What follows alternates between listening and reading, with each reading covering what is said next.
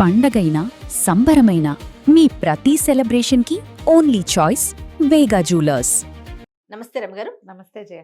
రమగారు, మనకి గురు పౌర్ణమి ఉంది. గురు పౌర్ణమి యొక్క విశిష్టత, అసలు గురు పౌర్ణమి ఎందుకు వచ్చింది ఒకసారి మాట్లాడుకుందామండి. ఆషాఢ శుద్ధ పౌర్ణమి. ప్రతి పౌర్ణమికి ఏదో ఒక పేరు ఉంటుంది మనకి. మనం ప్రఖ్యాతంగా చేసుకునే 2 పౌర్ణములేమో రాఖీ పౌర్ణమి పండుగ చేసుకుంటాం. అవునవును. కార్తీక పౌర్ణమికి విపరీతంగా దీపాలు హడావిడిగా చేసుకుంటాం. అన్ని పౌర్ణములు పర్వదినాలే జయ. అన్ని పౌర్ణములు ఇంపార్టెంటే. ప్రతిదానికి ఏదో ఒక పేరు ఖచ్చితంగా ఉంటుంది. మన ఈ ఆషాఢంలో వచ్చే పౌర్ణమికి ఇది ఎందుకంత ప్రత్యేకమైందంటే, గురు పౌర్ణమి అని చెప్తున్నారు.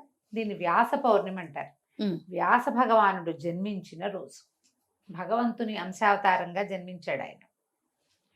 ఈ విభాగం చేశాడు వేదాన్ని. అందుకని ఆయనకి కృష్ణద్వైపాయనుడు ఆయన అసలు పేరు. అదైతే వేదవ్యాసుడుగా ఆయన ఆ పేరు వచ్చింది. ఓకే. ఈ ఏకీకృతంగా ఒక మూల పదార్థం లాగా ఉన్న వేదాన్ని 4 భాగాలుగా విభజించాడు. మన మానవులకు అందించడానికే. దేవతలు ఒకే భాగంగా ఉన్నా వాళ్ళు చదివేసుకుంటారు. మన కోసం మానవుల కోసమే చేశాడు. ఆ తర్వాత కాలంలో ఆయన ఏం చేశాడు? మహాభారతాన్ని రచించాడు. అష్టాదశ పురాణాలు రచించారు. ఇవాళ మనం చెప్పుకునే కథలు, కాకరకాయలు, ధర్మాలు, సూత్రాలు, జీవిత పాఠాలు సమస్తము మహాభారతం నుంచే వచ్చినాయి. మన భక్తికి మార్గమైన భాగవతము వ్యాసుల వారే మనకు అందించారు. అష్టాదశ పురాణాలు 18 రకాల పురాణాలు, అవి కాకుండా ఇంకా ఎన్నో ఉన్నాయట. వాటిలో నుంచి ఉప పురాణాలు ఎన్నో. అవన్నీ కూడా వ్యాస భగవానుడే మానవులకి అందించాడు. వ్యాసుడు మానవులకి గురువు. మనిషి అన్న ప్రతివాడికి గురువు అవసరమే. అంతేగా. ఒక్కొక్కసారి ప్రకృతే వాడికి గురువు అవుతుంది. ఒక్కొక్కసారి వాడికే ప్రచోదనం వచ్చి చేసుకుంటాడు ఏదో ఒకటి. కానీ ఏదో ఒక దశలో ఒక బోధ ప్రతివాడికి అవసరం అవుతుందా? అవును. అంటే ఎవరికి వాళ్ళకి ఇండివిజువల్ జీవితాల్లో. అలా కాకుండా మానవాళికే బోధించిన వాడు వేదవ్యాసుడు. ఆయన జ్ఞాపకార్థం, ఆయన కోసం, ఆయనని గౌరవించడం కోసం ఈ గురు పౌర్ణిమ చేసుకుంటాం. దీంతో పాటు మనం ఏం చేయొచ్చు? గురువే కాకుండా, అంటే వ్యాస భగవానుడే కాకుండా మన సమీపంలో మన జీవితాలకి గురువులైన వాళ్ళు. ప్రథమ గురువు తల్లి. యజ్ఞోపవీత ధారణ అవి చేయించే అవకాశాలు ఉన్న వాళ్ళకైతే తండ్రి. కాకపోయినా అందరికీ తల్లి తండ్రి ఒకళ్ళ తర్వాత ఒకళ్ళు గురువులే. అవును. నాన్నే మన జీవితాన్ని నేర్పిస్తాడు మనకి. తర్వాత అధ్యాపకులు, పాఠాలు చెప్పిన వాళ్ళు, ప్రత్యేకంగా ఏదైనా ఒక సబ్జెక్ట్లో మనకి చేత కానప్పుడు మనకి గైడెన్స్ ఇచ్చిన వాళ్ళు ఒక గురువులు. అక్కడి నుంచి ఇంకా ఆధ్యాత్మిక గురువు, జీవిత పాఠాలు నేర్పించిన వాళ్ళు, మోటివేషనల్ గురువులు. ఏమీ లేకుండా అలా జీవితంలో అలో లక్షణాన్ని అఘోరిస్తూ ఉంటే, బాబు ఇది చెయ్యి, ఇలా చెయ్యి, అలా ఆలోచించద్దు, ఇట్లా ఆలోచించు, ఇలా కూడా ఆలోచించచ్చు అని మనకి దారి చూపించిన వాళ్ళందరూ కూడా గురువులే. వాళ్ళందరినీ గుర్తు చేసుకుని స్మరించుకుని, వీలైతే అవకాశం ఉంటే, ఇప్పుడు వాట్సాప్లు వచ్చినాయి, ఫోన్లు వచ్చినాయి కాబట్టి ఒకసారి మాట పలకరించి, పెద్దవాళ్ళైతే వెళ్ళి పాదాలకు నమస్కారం చేసుకుని గురువుని గౌరవించాలి. మనని చీకట్లో నుంచి వెలుతురులోకి తీసుకెళ్లేవాడు గురువు. కలియుగ ఆరంభం అయిపోతుంది. ఎప్పుడు? ఈ కురుక్షేత్రం అయిన తర్వాత క్రమంగా అప్పటికే కలిపురుషుడి తాలూకు లక్షణాలు వచ్చేసినాయి సంధికాలంలో. అప్పుడే ఆయన తెలుసుకున్నాడు, వీళ్ళు మానవులకి ఇంత వేదం మనం అందించినా వాళ్ళు దాన్ని ఏం చేసుకోలేకపోతారు. అవును. ప్రతివాడు దాన్ని మొత్తాన్ని చదవలేకపోతాడు, తెలుసుకోలేకపోతాడు. ధర్మాచరణ కష్టమవుతుంది మనుషులకి. పైగా కలి ప్రభావం విపరీతంగా ఉంటుంది.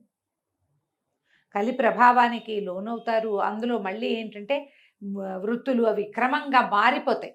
అవును. ప్రపంచం మారుతుంది. ఈ మారే ప్రపంచానికి ధర్మాన్ని సులువుగా బోధించే విధానాన్ని ఆలోచించి తను పక్కనే ఉండి జరిపించినటువంటి మహాభారత గాథని, మరి ఆయనే కదా మహాభారత గాథ కంటే ఆద్యులు చాలా మంది ఉన్నారు. శంతనుడు, ఆయన కుమారులు, వాళ్ళ తాతలు ముత్తాతలు, దుష్యంతుని కుమారుడైన భరతుడు, ఆయనే కదా దీనికి మూల కారణం, భరతవంశం. అక్కడి నుంచి కొన్ని తరాలు ఆయన మునుమనుడైన వాడు హస్తో, ఎవరో ఆయన పేరు మీదే హస్తినాపురం వచ్చింది. అక్కడి నుంచి ఆయనకి 7 తరాల తర్వాత వాడెవడో ఒకడు ప్రతీపుడు. ప్రతీపుని కుమారుడు శంతనుడు. అంటే భరతుడి నుంచి వీళ్ళకి ఎన్ని తరాలు గడిచినాయి? అవును. ఇన్ని తరాల తర్వాత ఈ యుగాంతానికి ముందు ఒక మహాభారత యుద్ధం అత్యంత పెద్దదైన యుద్ధానికి సాక్షిభూతుడుగా నిలబడి ఉన్నాడు ఆయన. ఆయన వీళ్ళ జీవితాల్లోకి అడుగుపెట్టిన తర్వాత, అంటే మహాభారత కథాఘట్టాల్లోకి ఆయన అడుగుపెట్టిన తర్వాత ఆయన వల్లే ధృతరాష్ట్రుడు, పాండురాజు, విదురుడు జన్మించారు. అక్కడి నుంచి ఆయన ప్రతి విషయము దగ్గరుండి చూశాడు. వాళ్ళ పెళ్ళిళ్ళు, మరణాలు, సంతానం కలగటాలు ఎలా కలిగారు, ఆ కాలంలో ఉన్నటువంటి ఏమంటారు రాజకీయ పరిస్థితులు, యుద్ధానికి దారి తీసినటువంటి స్వార్థము ప్రలోభము ఇవన్నీ ఎట్లా వెళ్ళినాయి అవన్నీ మనకు అప్పచెప్పాడు. మనకు అర్థమయ్యేలాగా సులువుగా ఆయన సంస్కృతంలో ఇచ్చాడు. ఆ కాలం సంస్కృతం చాలా సులువుగా మాట్లాడుకునే భాష. క్రమంగా ఏమైంది మనకి ఏ ప్రతి భాషలోనూ కవులు వచ్చారు. సంస్కృతం క్షుణ్ణంగా చదువుకుని ఆయన అందజేసిన మహాభారతాన్ని సులువుగా మన భాషలోకి అనువదించారు. సంస్కృతం చదివి కూడా మామూలు భాషలో, పామర భాషలో ఎంతమందికో అప్పచెప్పినటువంటి ఆ పౌరాణికులు ఎంతమంది. అవును, అట్లా మనకి అందించటానికి మూల కారణమైన వాడు వ్యాసుడు. నువ్వు ఏమి కొత్త గురువుని తీసుకోక్కర్లా. ఇంకొక గురువు ఎవరైనా నాకు కావాలి అని నువ్వు వెంటబడి ఆలోచన చేయక్కర్లా. వెతకాల్సిన పని లేదు. మహాభారతం చదువు. నీ జీవితం ఎలా ముందుకు తీసుకెళ్లాలో నీకు అది నేర్పించేస్తుంది. మహాభారత అంతర్గతంగానే భగవద్గీత చెప్పబడింది. భారతీయులకి ప్రధానమైన ఏమనాలి పవిత్ర గ్రంథం. రామాయణం ఎంత ముఖ్యమో భగవద్గీత అంత ముఖ్యం. భగవద్గీతని అసలు వారే మనకు అందించారు. మనం నిత్యపారాయణగా చెప్పుకునే విష్ణు సహస్రనామం కూడా వ్యాసుల వారు అందించిందే. అవసరం కదా మరి. కాబట్టి ఈ రోజున మనం కోశ పూజ చేసుకోవచ్చు. ఎలాగా మహాభారతం కానీ, భగవద్గీత కానీ, భాగవతం కానీ ఏదైనా ఒక పుస్తకం ఉంటే మన దగ్గర ఆ పుస్తకాన్ని పూజించి వ్యాసుల వారినే సాక్షాత్తు పూజించినట్టు కాస్త గంధం బొట్టు పెట్టి 2 పువ్వులు పెట్టి ఒక నమస్కారం చేసుకుని ధూపదీప నైవేద్యాలు, అరటిపళ్ళు, పాలు ఏదైనా నివేదన చేసి నమస్కారం చేసుకుంటే వ్యాసుల వారిని గౌరవించినట్టు.